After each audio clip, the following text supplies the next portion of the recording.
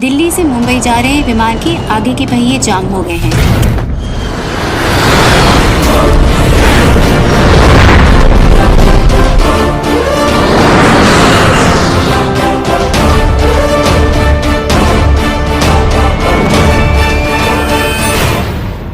क्रिश 3 की शूटिंग के दौरान ऋतिक रोशन का क्रिश वाला मास्क क्यों पिघल जाता था? आखिर क्रिश 3 की शूटिंग कहां की गई थी? राकेश रोशन की क्रिश 4 के लिए क्या क्या तैयारियां हैं? कब शूटिंग शुरू होनी है और अपने प्यारे जादू को कैसे क्रिश 4 में वापस लाया जाएगा? हेलो फ्रेंड्स, आप देख रहे हैं बॉलीग्राफ स्टूडियोज। मैं हूं सोनिका जयाल। बात करेंगे क्रिश 4 की, साथ ही क्रिश 3 से जुड़े इंटरेस्टिंग फैक्ट्स की, तो ये वीडियो आखिरी तक जरूर देखिएगा। बात करते हैं पहले क्रिश 3 की, जिसमें आपको ऋतिक रोशन, प्रियंका चोपड़ा, विवेक ओबराय और कंगना रनौत नजर आए थे। और क्रिश की जितनी भी सीरीज है वो एक दूसरे से कनेक्टेड है, यानी कि जब पहली खत्म होती है तो वहीं से दूसरी की स्टार्टिंग शुरू होती है, दूसरा स्टार्ट होता है। इसीलिए क्रिश 4 में भी ऐसा ही कुछ देखने को आपको मिलने वाला है। क्रिश 3 की बात करें तो जो फेमस गाने थे दिल तू ही बता और गॉड अल्लाह और भगवान क्रिश क्रिश, जो कि इसका टाइटल ट्रैक था, वो ज़्यादा फेमस हुआ था। आपको बता दें इस फिल्म का बजट था 95 करोड़ रुपए और इसने इंडिया में कमाए थे 190 करोड़ और वर्ल्ड वाइड कलेक्शन किया था 393 करोड़ का, यानी कि ब्लॉकबस्टर फिल्म साबित हुई थी और इसे 3500 स्क्रीन्स पर लगाया गया था। पैसे कमाने के मामले में बॉक्स ऑफिस की रेस में ये तीसरे नंबर पर थी। उस वक्त पहले नंबर पर धूम 3 थी, दूसरे नंबर पर चेन्नई एक्सप्रेस थी और तीसरे नंबर पर थी क्रिश 3। क्रिश 3 को IMDb रेटिंग मिली थी 5.2 की।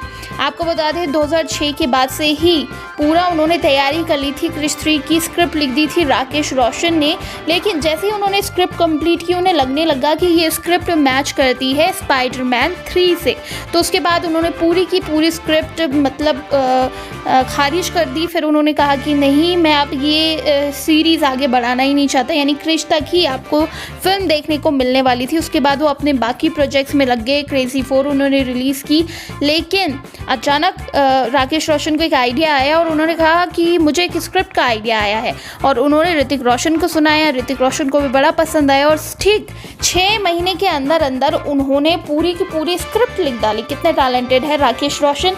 आपको बता दें हॉलीवुड लेवल का उन्होंने बनाना चाहा था और वैसे ही बना। VFX इसमें कमाल के थे, ऋतिक रोशन भी इसमें बहुत ज़्यादा स्टनिंग लग रहे थे।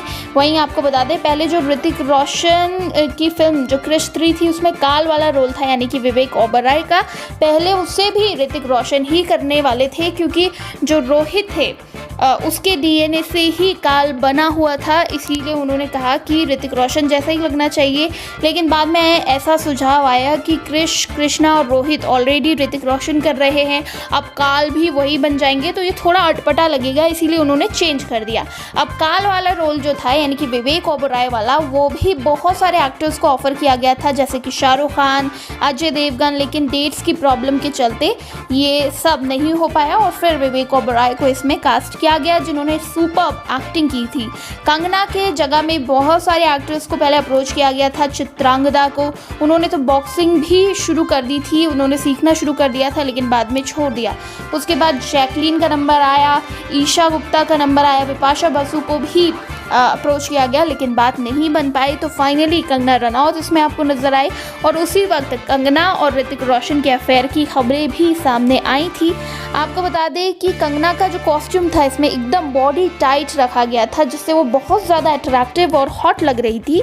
आपको बता दें विवेक ओबराय का जो कॉस्ट्यूम था पूरा मेटल का बना हुआ था, पूरे 28 किलो का ये कॉस्ट्यूम था। 6 से 7 घंटे इसे बनाने में लगते थे, 2 से 3 लोग इस काम में लगे हुए थे। वहीं जो कंगना का लुक था वो एक्समैन के मोगनेटा की तरह लगता था, जिसके लिए क्रिटिसिज्म भी झेलना पड़ा था कंगना के लुक के लिए इस फिल्म में। शूटिंग लोकेशंस की बात कर लेते हैं। जो काल की लेबोरेटरी थी वो कहाँ थी?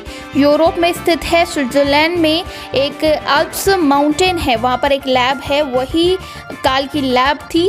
और इसके अलावा फिल्मिस्तान, मुंबई सिटी में बहुत सारे एक्शन सीन्स नहीं हो पाए थे क्योंकि बहुत ज़्यादा भीड़भाड़ थी, तो कुछ एक्शन सीन्स शूट किए गए थे हैदराबाद की रामोजी सिटी में। सेम टू सेम मुंबई का सेटअप वहाँ पर लगाया गया था। आपको एक स्टैचू भी दिखा होगा क्रिश का, लेकिन वो इतना बड़ा नहीं था, उसे दरअसल कंप्यूटर ग्राफिक्स के ज़रिए इतना बड़ा दिखाया गया था। दिल तू ही बता की शूटिंग की गई थी जॉर्डन जैसी खूबसूरत जगह में। वहीं आपको बता दें क्रिश जब हैदराबाद में शूट कर रहे थे यानी कि ऋतिक रोशन, वहाँ पर बहुत ज़्यादा गर्मी थी जिसकी वजह से उनका मास्क जो है वो पिघल जाता था क्योंकि वो मोमबत्ती का बना हुआ था। आपने इमेजिन किया है कि वो मास्क मोमबत्ती का होगा? नहीं पता था ना आपको? पता था तो नीचे कमेंट सेक्शन में ज़रूर बताना। और इसके अलावा मैं आपको बता दूँ ये थे क्रिश 3 से जुड़े सारे इंटरेस्टिंग फैक्ट्स। अब क्रिश 4 में क्या होने वाला है वो भी मैं आपको बता दूं। जादू, हमारा प्यारा जादू वापस आने वाला है, उसे कैसे वापस बुलाना है इस पर विचार चल रहा है और ख़बरें हैं कि एक बार फिर से टाइम ट्रैवल के थ्रू रोहित तक पहुंचा जाएगा जो कि अब ख़त्म हो चुके हैं और रोहित ही अपनी जो जैसे टेक्निक थी उसके ज़रिए क्रिश वाले और जो कोई मिल गया वाले जादू को वापस लेकर आएंगे। आपको इस फिल्म में जादू का देखने का कितना इंतज़ार है नीचे कमेंट सेक्शन में ज़रूर बताना। ये सारी इन्फॉर्मेशन आपको कैसी लगी ये भी बताइए और क्रिश 4 का कितना इंतज़ार है ये भी लिख डालिए नीचे कमेंट सेक्शन में। और इसी तरह के दूसरे वीडियोस के लिए सब्सक्राइब करिएगा हमारे चैनल पॉलीग्राफ स्टूडियोज़ को।